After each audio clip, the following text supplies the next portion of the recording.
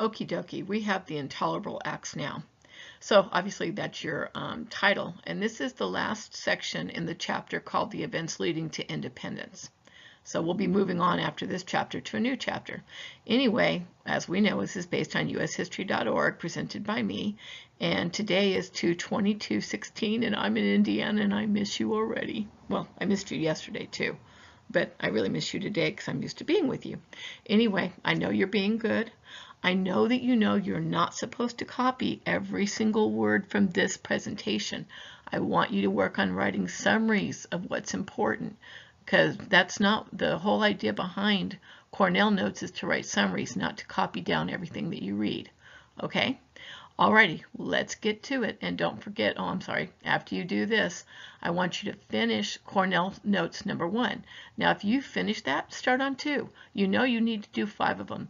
There's no reason to wait for me to say, okay, now do 2. You can do that because you're smart and you're intelligent and you're happy and you're worth something and you know I love you. Okay, let's move on to the next slide.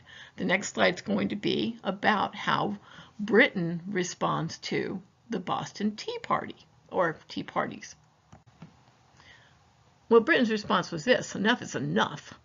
The Britons could handle letters demanding change, boycotts, defiant assemblies that met when they were told they weren't allowed to. They could even handle the harassment of the tax collectors, which is kind of sad that they're willing to put up with their tax collectors being tarred and feathered. But destroying something that has to do with money, oh my goodness gracious. 342 chests of tea that used to belong to the British East India Company, and not being brave enough to even do it as themselves, well, that was too much. The picture on the right is a painting of the upper house of Parliament, Britain's House of Lords, which is like our Congress, our senators, okay, issuing a series of acts in response to the Boston Tea Party and the American colonies' continual rebellion. So throwing that tea in the harbor really made Parliament mad. So mad that it caused a calamity. Moving on. Okay, first of all, calamity is not spelled correctly on the slide. I took that directly from ushistory.org, so that's not my pun, but we know calamity is a disaster, and it's a disaster here, haha, based on the tea, which, by the way, I'm not drinking tea. You know I'm drinking coffee, but moving on from that. Anyway, the Brits responded with a group of acts that are known as the Coercive Acts.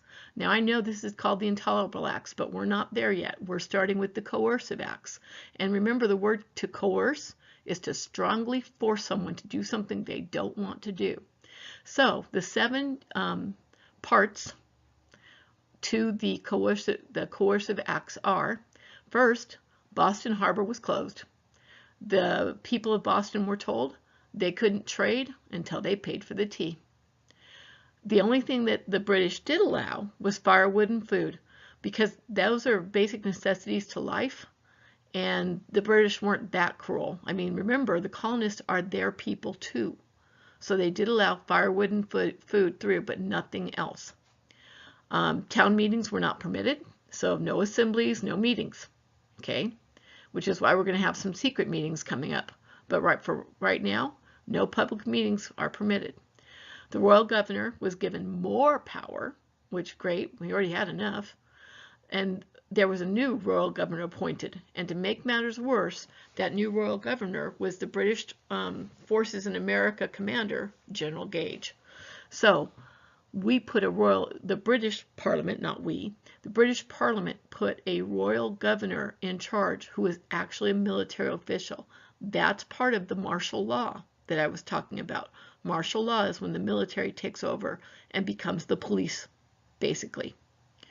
The 6th part of the Coercive Acts is that any British official or soldier accused of a crime would be tried in London, not in Massachusetts.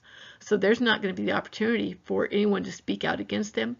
And the juries in London are going to be sympathetic to the British official and the soldier. So there's really just no point even of accusing them of a crime, because nothing's going to come of it.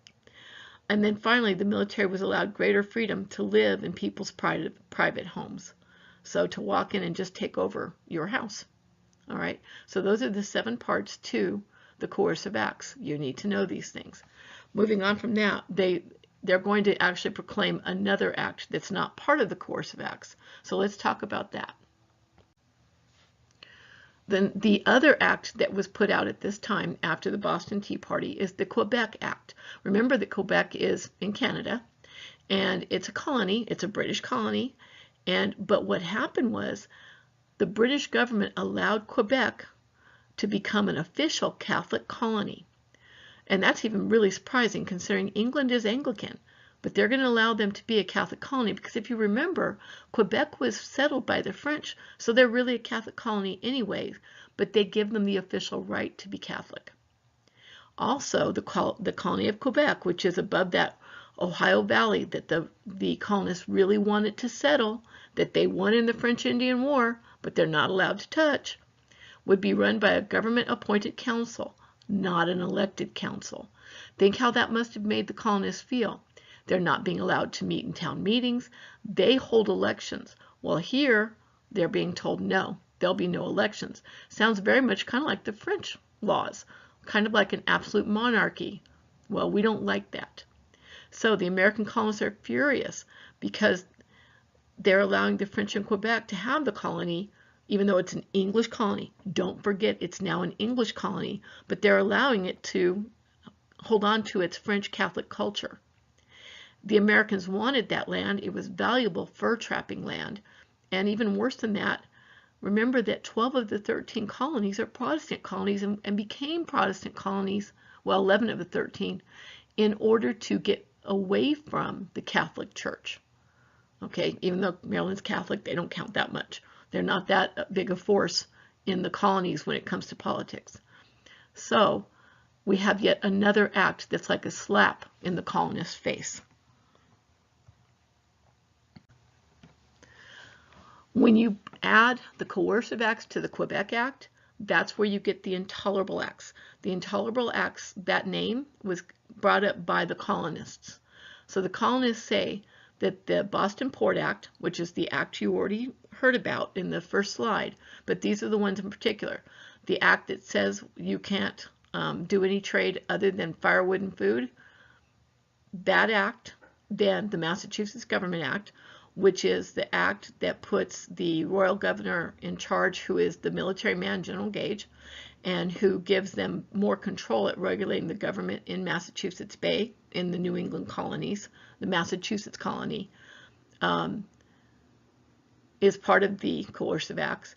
And then the Administration of Justice Act, and that's the one that says that if you're a British official or you're a member, a soldier, and you do something wrong, well, you get to go to London to be tried, where it's close to impossible for witnesses to travel or for a fair trial to take place, because the trial would be biased in favor of the British official or the soldier. Okay.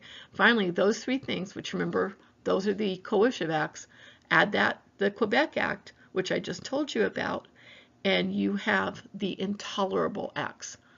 So, with the Intolerable Acts being forced on Massachusetts, particularly on Boston, the other 12 colonies realize that Massachusetts is in a terrible situation, and they actually gather around, they rally, and start sending them aid.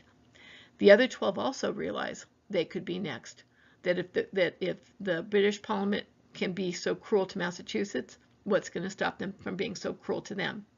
So they call an intercolonial conference. The First Continental Congress will meet in Philadelphia on September 5th of 1774, which actually leads us to our next chapter. Our next chapter in our study is called E Pluribus Unum. That's on your money, and it's on your money because it means out of many, one. See you next time. Hope you all are having a good time. I know that you're being great for the subs, so there's no problem there. Give each other a hug for me. I miss you. Bye. Oh, you know what to do.